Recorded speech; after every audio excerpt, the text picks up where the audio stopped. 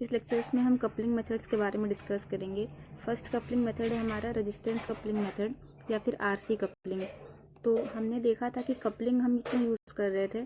हमारे पास जितने भी स्टेजेस थे, डिफरेंट स्टेजेस को कनेक्ट करने के लिए हम कपलिंग मेथड यूज़ कर रहे थे। वहाँ पर हम कुछ कपलिंग डिवाइसेस यूज़ करते हैं। तो हमने वहाँ पर देखा था कि हम कैपेसिटर को as a coupling device use कर सकते हैं या फिर ट्रांसफार्मर को as a coupling device use कर सकते हैं। तो यहाँ पर देखिए कि हम क्या यूज़ कर रहे हैं कपलिंग डिवाइस में, कैपेसिटर यूज़ करेंगे। हम इसको आरसी कपलिंग इसलिए कह रहे हैं क्योंकि यहाँ पर एक आपका एम्पलीफायर स्टेज ये है और एक एम्पलीफायर स्टेज ये है। तो यहाँ पर जो पहले स्टेज का जो आउटपुट होगा, ये आपका क्या है, पहला स्टेज है। इसका जो आउटपुट होगा वो आपको कहाँ मिलेगा, कलेक्टर रेजिस्टेंस आरसी पर मिलेगा।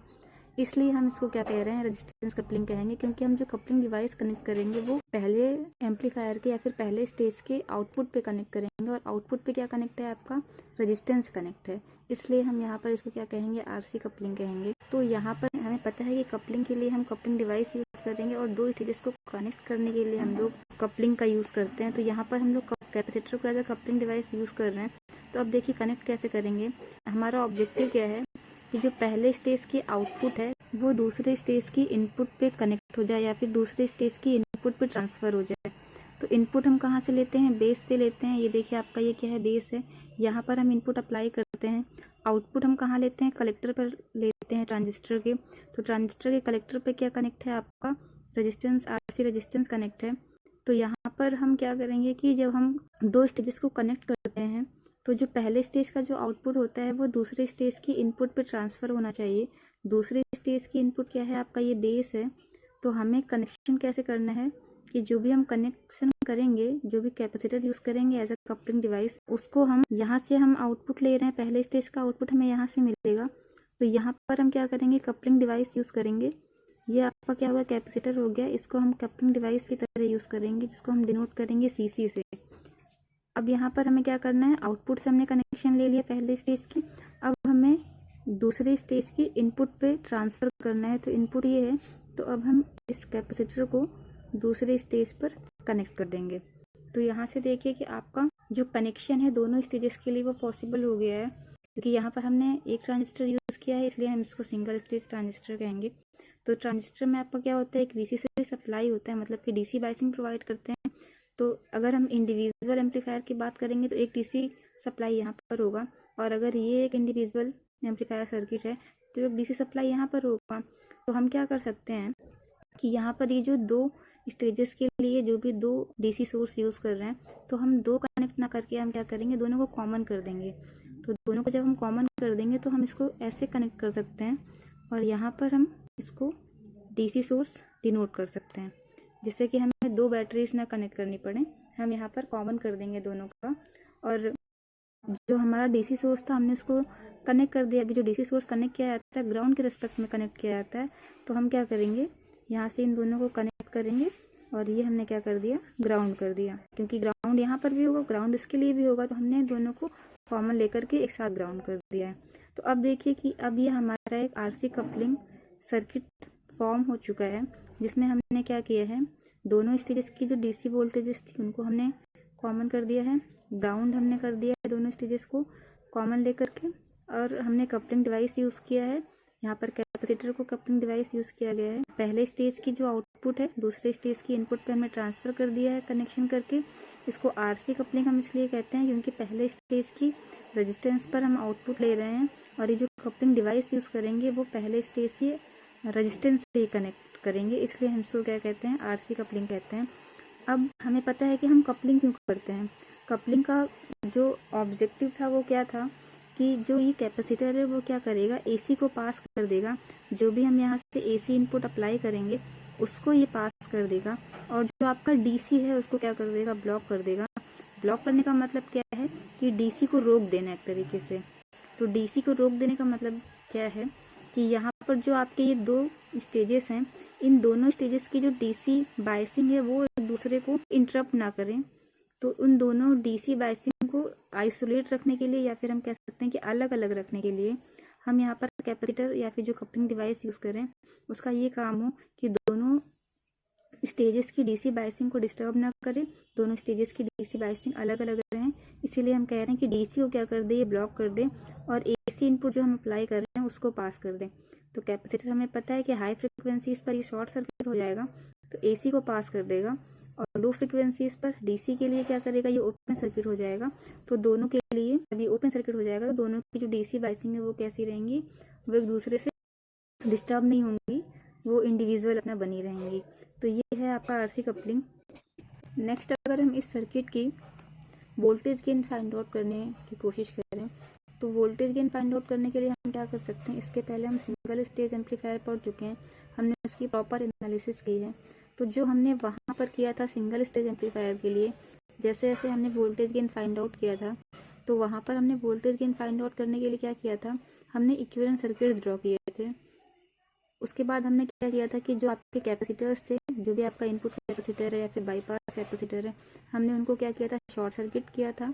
और जितने भी डीसी सोर्सेस लगे थे हमारे, उनको हमने क्या कर दिया था, शॉर्ट सर्किट से रिप्लेस कर दिया था। देन हमने क्या किया था, ट्रांजिस्टर का इक्विवेलेंट मॉडल ड्रॉ किया था, मतलब कि एच मॉडल ड्रॉ किया था। उसके बाद इस पूरे सर्किट को हमने दोबारा से रीड्रॉ किया था। देन हमने उसको कन्वर्ट किया था एच इक्विवेलेंट मॉडल में।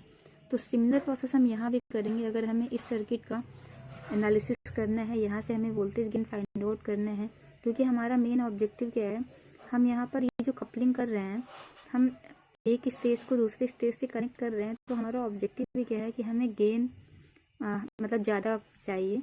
अगर हमें गेन बढ़ाना है तो हमें इससे ज़्यादा स्टेजेस को कनेक्ट करना होगा। तो हमें क्या करना है, गेन को कैलकुलेट करना है। तो हमने इंडिविजुअल एम्पलीफायर्स के गेन को कैलकुलेट किया था, तो जो मेथड था वही मेथड को हम यहाँ पर भी फॉलो करेंगे टू स्टेज एम्पलीफायर के लिए। ये हमारा क्या है, टू स्टेज एम्पलीफायर है, क्योंकि हमने यहाँ पर 2 स्टेजेस यूज़ किए हैं। तो अगर हमें 2 स्टेज एम्पलीफायर का वोल्टेज गेन फाइंड आउट करना है तो यहाँ पर भी हम वही करेंगे। जितने भी हमारे पास कैपेसिटर्स हैं, ये आपका क्या है, सी क्या है, बाईपास कैपेसिटर है, सी क्या है, कपलिंग कैपेसिटर है, एंड सी क्या है, इनपुट कैपेसिटर है, एंड C0 आउटपुट कैपेसिटर है। तो जितने भी कैपेसिटर्स आपके कनेक्टेड हैं सर्किट्स में, उनको हम क्या कर देंगे, शॉर्ट सर्किट रिप्लेस कर देंगे। एंड जितने भी डीसी सोर्सेस हैं, उन डीसी सोर्सेस को क्या करेंगे, हम शॉर्ट सर्किट कर देंगे। क्यों कर रहे हैं, क्योंकि जब हम एसी एनालिसिस करते हैं सर्किट की, तो एसी एनालिसिस पर आपके जो कैपेसिटर्स होते हैं वो क्या हो जाते हैं, वो शॉर्ट सर्किट बिहेव करते हैं।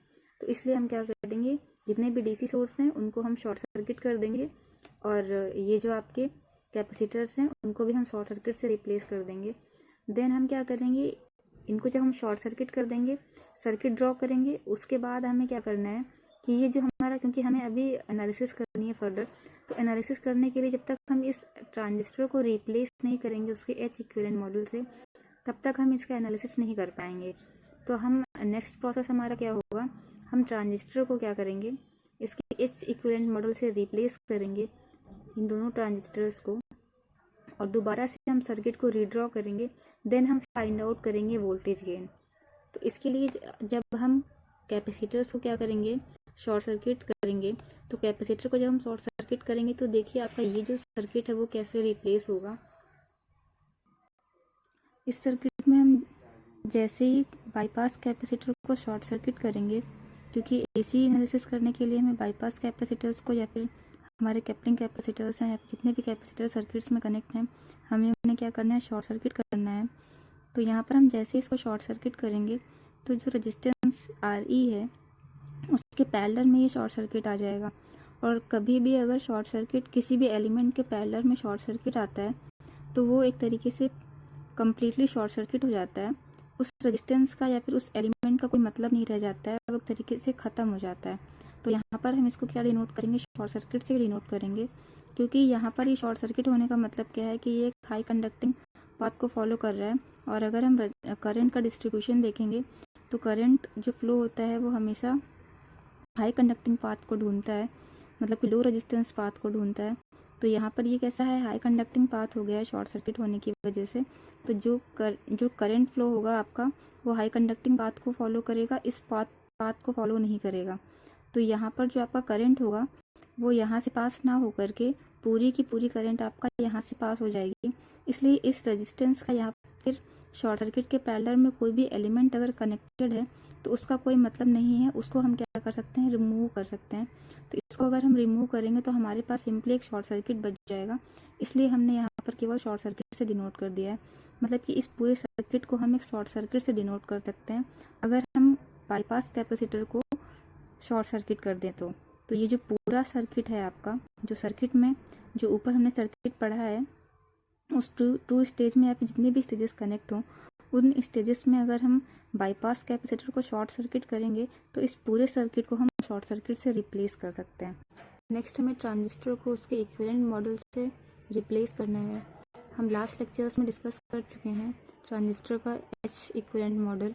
तो यहाँ पर ट्रांजिस्टर का जो एच इक्विवेलेंट मॉडल होता है वो ये होता है, जहाँ पर ये आपका क्या है, इनपुट इम्पिडेंस है, ये आउटपुट इम्पिडेंस है। एक्चुअली एच नॉट क्या होता है, आपका आउटपुट एडमिटेंस होता है। अगर हम उसको इम्पिडेंस में कन्वर्ट करेंगे तो ये क्या हो जाएगा, आपका 1/H0 हो जाएगा। देन ये क्या है, आप इंडिपेंडेंट वोल्टेज सोर्स हैं और ये क्या है, करंट सोर्स है। HR आपका क्या है, रिवर्स वोल्टेज रेशियो है और HF क्या होता है, फॉरवर्ड करंट गेन होता है। तो यहाँ पर देखिए ये आपका क्या है, एच इक्विवेलेंट मॉडल है ट्रांजिस्टर के लिए। अब हमने जो सिंगल स्टेज एम्पलीफायर यहाँ पर ड्रॉ किया है या फिर सिंगल स्टेज एम्पलीफायर्स को मल्टी स्टेज में कनेक्ट किया है, तो यहाँ पर हमने क्या यूज़ किया है, कॉमन एमिटर एम्पलीफायर यूज़ किया है। तो इन सर्किट्स में जो वेरिएशंस आएंगे उनके अकॉर्डिंग हमें इसे फिर से रीड्रॉ करना होगा। तो हमें पता है कि कॉमन एमिटर कॉन्फ़िगरेशन के केस में हमारा जो रिवर्स वोल्टेज रेशियो होता है और जो आउटपुट इम्पिडेंस होता है वो बहुत कम होता है। तो रिवर्स वोल्टेज रेशियो के कम होने का मतलब क्या हो जाएगा कि इसमें आपका ये जो आपका वोल्टेज सोर्स है इसमें कुछ ना कुछ वेरिएशन होगा। और अगर आपका आउटपुट इम्पिडेंस जो है वो अगर बहुत कम हो रहा है कॉमन एमिटर एम्पलीफायर के केस में, तो इस वाले पैरामीटर्स में कुछ ना कुछ वेरिएशन आएगा। तो वो क्या वेरिएशन आएगा, वो ये देखिए कि हमें पता है कि जो रिवर्स वोल्टेज रेशियो होता है वो क्या होता है, V1/V2 होता है, या फिर हम इसको यहाँ पर अगर फाइंड आउट करें तो VI/V0 हो जाएगा।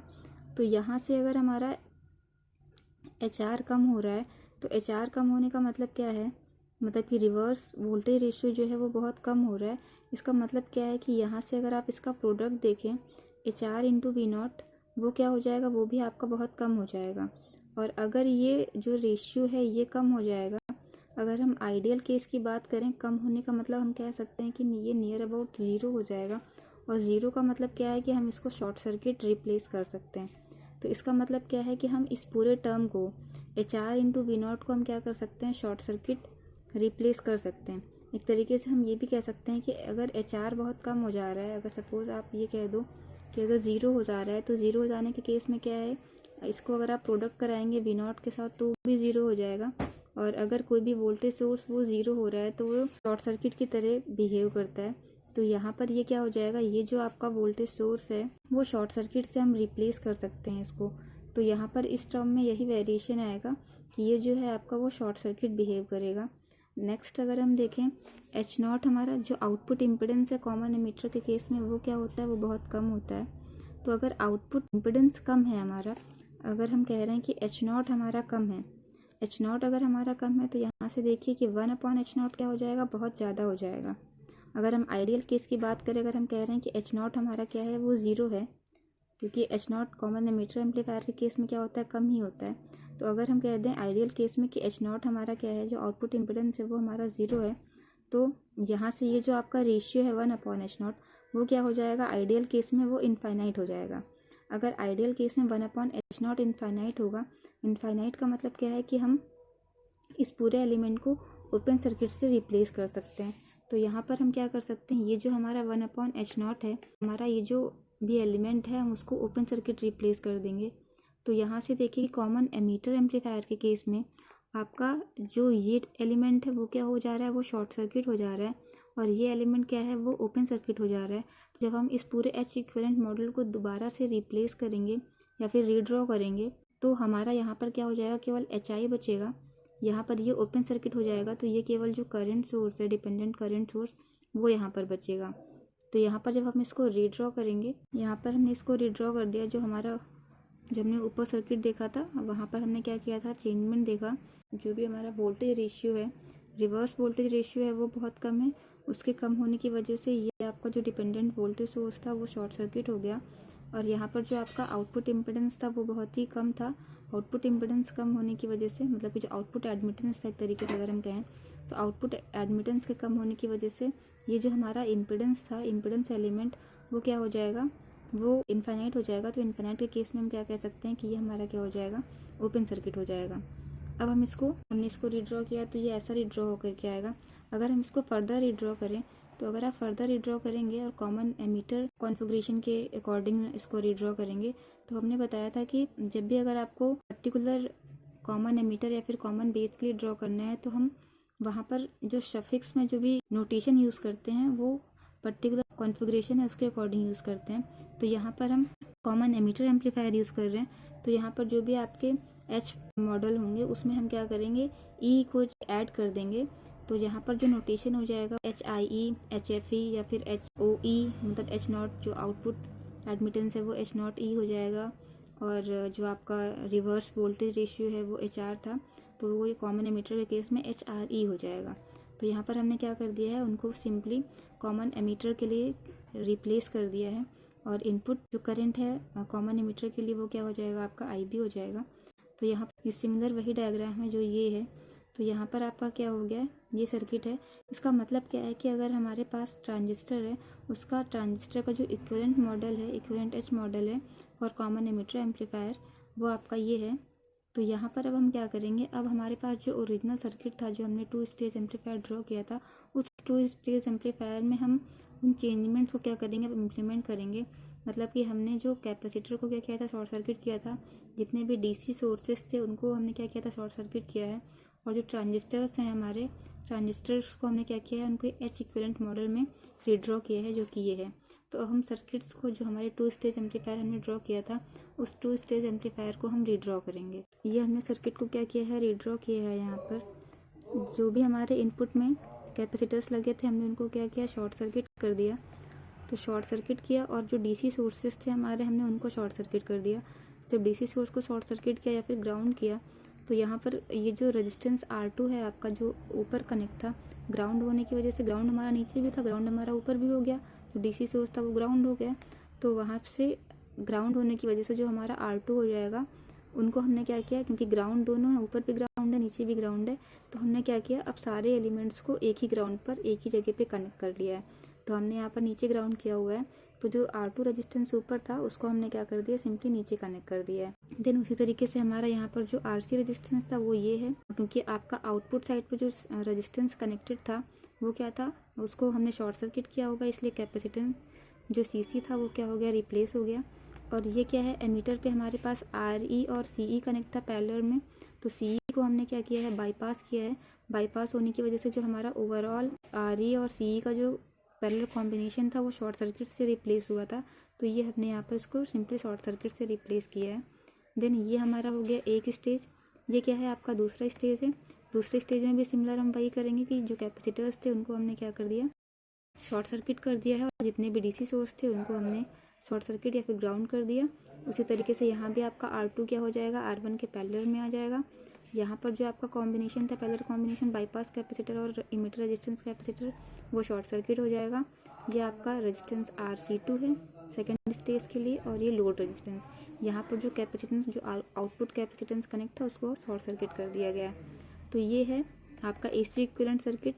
हमने यहाँ पर क्या किया है, सिंपली AC एनालिसिस के लिए जितने भी कैपेसिटेंस कनेक्टेड थे उनको हमने शॉर्ट सर्किट किया, DC सोर्स कनेक्ट था उनको ग्राउंड किया। अब हमें क्या करना है नेक्स्ट स्टेप में हम इसको क्या करेंगे, अब जो भी हमारे पास ट्रांजिस्टर हैं उनको उनके H मॉडल से रिप्लेस कर देंगे। तो ये हमने नेक्स्ट स्टेज में या फिर नेक्स्ट डायग्राम में वही किया है। जो हमारे पास ट्रांजिस्टर हैं उनको हमने क्या कर दिया है, उनके H मॉडल से रिप्लेस कर दिया है। तो यहाँ पर हमारे पास केवल HIE था और HFE इंटू IB था, वही इंडिपेंडेंट करंट सोर्स है वो बचा था, और बाकी सब तो हमारे पास रिप्लेस हो गए थे। मतलब यहाँ इस सर्किट को क्या किया, रीड्रॉ किया है। अब यहाँ पर आप देखिए कि ये जो आपके रेजिस्टेंस है R1 R2, ये बेस पे कनेक्टेड है, तो इसको हम क्या कह सकते हैं, बेस रेजिस्टेंस कह सकते हैं। अगर हम बेस रेजिस्टेंस इसको कह रहे हैं, तो यहाँ पर देखिए कि ये जो R1 R2 है ये कैसे कनेक्टेड है, पैरेलल में कनेक्ट हैं। तो हम इनको सिंपली अगर RB से डिनोट कर दें तो हम कह सकते हैं कि RB क्या हो जाएगा, R1 R2 का पैरेलल हो जाएगा। तो यहाँ पर हमने इनको क्या कर दिया है, एक रेजिस्टेंस से डिनोट कर दिया है। इसी तरीके से यहाँ पर देखिए ये आपका RC1 है जो कि एज इट इज़ हमने कनेक्ट किया है। नेक्स्ट आपका R1 R2 फिर से पैरेलल में है, तो इन दोनों पैरेलल रेजिस्टेंस को हमने RB से डिनोट किया है। ये आपका क्या है, ट्रांजिस्टर का इक्विवेलेंट मॉडल हमने ड्रॉ किया, जैसे हमने यहाँ पर ड्रॉ किया हुआ है। देन आपका ये क्या है, RC2 है। अब यहाँ पर अगर आप देखो RC2 और RL, मतलब कि जो RC2 है वो और जो लोड रेजिस्टेंस है वो दोनों एक दूसरे के पैरेलल में है। तो यहाँ से जो सेकंड स्टेज के लिए जो AC इक्विवेलेंट रेजिस्टेंस निकल के आएगा वो हम क्या कह सकते हैं कि इन दोनों का पैरेलल निकल के आएगा। तो यहाँ पर हमने ये RAC2 कनेक्ट किया है जो कि AC रेजिस्टेंस है सेकंड स्टेज के लिए, इन दोनों का पैरेलल होगा वो। तो यहाँ पर हमने सिंपली सर्किट को रीडिज़ाइन कर लिया है। यहाँ से बेस रेजिस्टेंस हमारा निकल आया जो कि R1 R2 का पैरेलल होगा, और यहाँ से RAC2 निकल आया जो कि सेकंड स्टेज का जो कलेक्टर रेजिस्टेंस है और जो लोड रेजिस्टेंस है उनका पैरेलल होगा। पैरेलल हम ऐसे निकालते हैं, इन दोनों का product upon sum of both the resistance, तो R1 R2 upon R1 plus R2। यहाँ के लिए क्या हो जाएगा, RC2 into RL upon RC2 plus RL। तो ये आपका क्या हो गया, पैरेलल में ये रेजिस्टेंस निकल आया है। ये जो सिंबल है आपका, ये आपका क्या है, पैरेलल का सिंबल है। अब अगर हम ओवरऑल गेन फाइंड आउट करें, क्योंकि अब हमारे पास सर्किट रीडिज़ाइन हो चुका है, हमने कैपेसिटर्स को और जो भी हमारे रेजिस्टेंस जो भी पैरेलल में थे उनको हमने क्या किया है, एक साथ पैरेलल में कनेक्ट करके सारे सर्किट को क्या किया है, रीडिज़ाइन कर लिया है। अब हम यहाँ से वोल्टेज गेन को फाइंड आउट कर सकते हैं। तो अब अगर हम फाइंड आउट करें वोल्टेज गेन को, तो अगर हमें वोल्टेज गेन फाइंड आउट करना है, इसका मतलब क्या है कि अगर हम इंडिविजुअल जो भी हमारे पास स्टेजेस हैं, इंडिविजुअल स्टेजेस का हम क्या करें, वोल्टेज गेन फाइंड आउट कर लें। इस स्टेज के लिए वोल्टेज गेन फाइंड आउट कर लें और जो हमारा सेकंड स्टेज है उसके लिए वोल्टेज गेन फाइंड आउट कर लें। तो दोनों का जो प्रोडक्ट होगा, दोनों स्टेज का प्रोडक्ट जो होगा वो हमें क्या देगा, ओवरऑल वोल्टेज गेन प्रोवाइड करेगा। तो यहाँ से हम पहले स्टेज के लिए वोल्टेज गेन निकालेंगे, देन नेक्स्ट स्टेज के लिए वोल्टेज गेन निकालेंगे और उन दोनों का प्रोडक्ट कर देंगे, जिससे हमें ओवरऑल गेन मिल जाएगा। तो अगर हम ओवरऑल गेन फाइंड आउट करते हैं, तो हमने लास्ट लेक्चर्स में ओवरऑल गेन फाइंड आउट किया है। तो जब हम गेन फाइंड आउट करते हैं इस सर्किट के लिए, तो कैलकुलेशन करने के बाद हमें जो गेन मिलता है वो क्या मिलता है, HFA into RAC1 upon HIE। अब आप यहाँ पर देखिए कि ये जो आपका है RAC1, ये क्या है, आपका जो पहला स्टेज है उसका रेजिस्टेंस है। पहले स्टेज का जो रेजिस्टेंस है, जब तक हमें ये पता नहीं होगा तब तक हमें पहले स्टेज का वोल्टेज गेन नहीं मिलेगा। तो अगर हमें पहले स्टेज का वोल्टेज गेन फाइंड आउट करना है, तो हमें यहाँ पर RAC1 जो है उसको फाइंड आउट करना पड़ेगा। मतलब कि जो हमारे पास पहला स्टेज है उसका जो AC रेजिस्टेंस है हमें वो फाइंड आउट करना होगा। तो वो हम कैसे फाइंड आउट कर सकते हैं, वो यहाँ पर देखिए, अगर हम इस सर्किट में देखें तो इस सर्किट में अगर हम देखते हैं तो इस सर्किट में हमें देखने से पता चलता है कि ये हमारा क्या है, ये हमारा पहला स्टेज है। पहले स्टेज के अगर हमें AC रेजिस्टेंस फाइंड आउट करना है तो वो हमें कहाँ से मिलेगा, ये देखिए आपका आउटपुट, क्योंकि AC रेजिस्टेंस हमें कहाँ मिलेगा, आउटपुट नहीं मिलेगा। तो यहाँ पर देखिए कि RC1 क्या है, RB के पैरेलल में है, साथ साथ HIE जो ये रेजिस्टेंस है इसके पैरेलल में, जो आपका इनपुट इम्पीडेंस है इसके पैरेलल में है। तो यहाँ पर हम देख रहे हैं कि ये तीनों रेजिस्टेंस एक दूसरे के पैरेलल में है। इसका मतलब क्या है कि हमें यहाँ से इनपुट इम्पीडेंस जो है फर्स्ट स्टेज के लिए वो मिल सकता है, जो कि क्या होगा, RC1 parallel with RB parallel with HIE। यहाँ पर RB क्या है, हमें पता है कि RB क्या है, R1 R2 का पैरेलल है। यहाँ पर देखिए जो RB है आपका R1 R2 का पैरेलल है। इसका मतलब हम कह सकते हैं कि जो हमारा RAC1 है, मतलब कि जो फर्स्ट स्टेज का जो AC रेजिस्टेंस होगा वो RC1 parallel with R1 parallel with R2 parallel with HIE। इसका मतलब क्या है कि RC1 parallel with RB parallel with HIE। तो यहाँ से हमें क्या मिल जाएगा, RAC1 मिल जाएगा, मतलब कि फर्स्ट स्टेज का जो AC रेजिस्टेंस होगा वो मिल जाएगा। अब अगर हमें फर्स्ट स्टेज का AC रेजिस्टेंस मिल गया है इनके तीनों के पैरेलल कॉम्बिनेशन से, तो हम फर्स्ट स्टेज का जो वोल्टेज गेन है उसको ईजिली फाइंड आउट कर सकते हैं। तो हमें RAC1 मिल गया है, मतलब कि फर्स्ट स्टेज का जो AC रेजिस्टेंस है वो मिल गया है। तो उससे हम क्या कैलकुलेट कर सकते हैं, फर्स्ट स्टेज का वोल्टेज गेन फाइंड आउट कर सकते हैं। सिमिलर जो सेकेंड स्टेज का जो वोल्टेज गेन निकल के आएगा वो क्या निकल के आएगा, माइनस का HFA into RAC2 upon HIE। यहाँ से हम सेकेंड स्टेज का वोल्टेज गेन निकल आएगा। अब हमें पता है कि अगर हमें overall voltage gain find out करना है तो हम इन दोनों वोल्टेज गेन का, इंडिविजुअल वोल्टेज गेन्स का क्या कर दें, प्रोडक्ट कर दें। तो इंडिविजुअल वोल्टेज गेन का प्रोडक्ट करने से हमें ओवरऑल जो वोल्टेज गेन होगा वो मिल जाएगा। तो यहाँ पर हमने क्या किया, उन दोनों इंडिविजुअल वोल्टेज गेन जो हमने निकाले थे उनका क्या कर दिया है, प्रोडक्ट कर दिया है AV1 इंटू AV2। तो वो हमें क्या मिल जाएगा, अब ओवरऑल वोल्टेज गेन यहाँ से मिल जाएगा। अब यहाँ पर एक जो ध्यान देने वाली बात ये है कि हमने पहले स्टेज का वोल्टेज गेन फाइंड आउट करने के लिए पहले स्टेज का AC रेजिस्टेंस फाइंड आउट किया था। तो यहाँ पर देखिए जो पहले स्टेज का AC रेजिस्टेंस था वो हमें क्या मिला था, RC1 parallel with RB parallel with HIE। यहाँ पर ये तीनों रेजिस्टेंस क्या है, पैरेलल में है। तो यहाँ पर ध्यान देने वाली बात ये है कि अगर इनमें से कोई भी रेजिस्टेंस कम होता है तो जो ओवरऑल रेजिस्टेंस होगा वो क्या हो जाएगा, कम हो जाएगा। और अगर ओवरऑल रेजिस्टेंस कम हो रहा है तो हमें पता है कि जो वोल्टेज गेन है वो क्या हो जाएगा, वो कम हो जाएगा, क्योंकि हम यहाँ से देख रहे हैं कि डायरेक्ट रिलेशन है। तो अगर ये कम हो जाएगा तो हमारा ये कम हो जाएगा। और ये कम कैसे होगा, यहाँ पर देखिए, अगर हम कोई एक एग्ज़ाम्पल लेते हैं, तो अगर आप कोई एक एग्ज़ाम्पल लें, अगर हम एक एग्ज़ाम्पल लेते हैं जिसमें हमने माना कि RB आपका क्या है, 8 ओम है, और अगर हम कह दें कि RC1 आपका 2 ओम है, अगर हम कह दें कि बेस रेजिस्टेंस जो है वो आपका 8 ओम है और जो कलेक्टर रेजिस्टेंस है RC1 वो आपका क्या है, 2 ओम है। तो यहाँ से अगर आप RB पैरेलल विद RC1 निकालें, तो यहाँ से जब आप RB पैरेलल विद RC1 निकालेंगे तो ये क्या हो जाएगा, 8 मल्टीप्लाइड बाई 2 अपॉन में सम ऑफ बोथ द रेजिस्टेंस। तो ये क्या हो जाएगा, 8 प्लस 2, तो 16/10 आपका आ रहा है। इसका मतलब क्या है, 1.6। तो यहाँ पर देखिए जो 1.6 ओम आपका आया है इक्विवेलेंट रेजिस्टेंस, वो क्या है, वो किससे कम है। अगर आप इंडिविजुअल रेजिस्टेंस देखें, आपने क्या लिया था, एक हाई वैल्यू ली थी और एक आपने लो वैल्यू ली थी। जब उन दोनों का पैरेलल आपने निकाला तो उन दोनों का पैरेलल निकालने से हमें क्या दिखा कि जो आपका ओवरऑल जो इक्विवेलेंट रेजिस्टेंस निकल के आया है वो जो हमने लो वाली वैल्यू ली थी उससे कम निकल के आया है। इसका मतलब क्या है कि अगर इन तीनों में से ये जो तीनों रेजिस्टेंस हमने यहाँ पर लिए हैं पैरेलल कॉम्बिनेशन में, तो अगर इन तीनों में से कोई एक वैल्यू कम हो जाती है तो कम हो जाने का मतलब क्या है कि जो हमारा इक्विवेलेंट रेजिस्टेंस है वो क्या हो जाएगा, वो कम हो जाएगा। यहाँ पर हम देख भी पा रहे हैं, इस जो हमने यहाँ पर एग्जांपल लिया है, यहाँ पर देखिए कि जो इक्विवेलेंट रेजिस्टेंस निकला है वो हमारा जो कम वाला एक रेजिस्टेंस है उससे कम निकला है। 2 ओम से कम ही तो है आपका 1.6 ओम। तो इसका मतलब क्या है कि अगर इन तीनों में से कोई भी वैल्यू कम हो जाती है, अब अगर आपने जैसे मान लीजिए इन दोनों का पैरेलल निकाला था, RC1 और RB का पैरेलल निकाला तो आपका 1.6 आया। अगर HIE 1.6 से भी कम है, सपोज HIE क्या है, 1 है, अगर हम मानते हैं, इन केस अगर हम मान लेते हैं, एज्यूम करते हैं कि HIE हमारा 1 ओम है, तो अब क्या हो जाएगा, यहाँ पर जो RAC1 निकलेगा वो क्या निकलेगा, 1 पैरेलल विद 1.6। 1 पैरेलल विद 1.6 अगर हम निकालेंगे तो इसका मतलब क्या है कि जो RAC1 होगा वो 1 से भी कम आएगा, क्योंकि हमने यहाँ पर देखा है कि 8 और 2 को पैरेलल जब हमने किया तो 2 से कम हमें इक्विवेलेंट रेजिस्टेंस मिला है। जब 2 से कम इक्विवेलेंट रेजिस्टेंस मिला है, इसका मतलब अगर हमारा HIE 1 ओम होता है तो 1 ओम होने के केस में जो हमारा RAC1 होगा वो 1 ओम से कम ही आएगा। तो 1 ओम से कम आएगा, इसका मतलब क्या है कि जो हमारा ओवरऑल रेजिस्टेंस है वो इन तीनों की वैल्यू पर डिपेंड करेगा। और अगर इनमें से कोई भी वैल्यू कम हो रही है तो उनमें से जो वैल्यू कम होगी उस वैल्यू के कम होने से जो आपका ओवरऑल रेजिस्टेंस है वो कम हो जाएगा।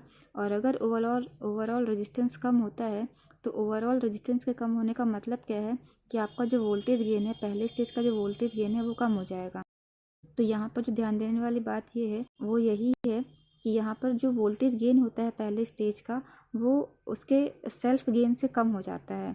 क्यों कम हो जाता है, ये जो आपका RAC1 है, जो आपका AC रेजिस्टेंस है फर्स्ट स्टेज का, वो जब इनपुट जो आपका इनपुट इम्पिडेंस है सेकेंड स्टेज के, जब उसके साथ पैरेलल में आता है तो क्या हो जाता है, कम हो जाता है।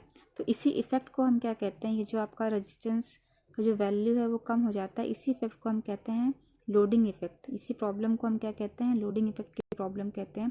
कि यहाँ पर जो हमारा रेजिस्टेंस है पहले स्टेज का रेजिस्टेंस हमारा कम हो जा रहा है।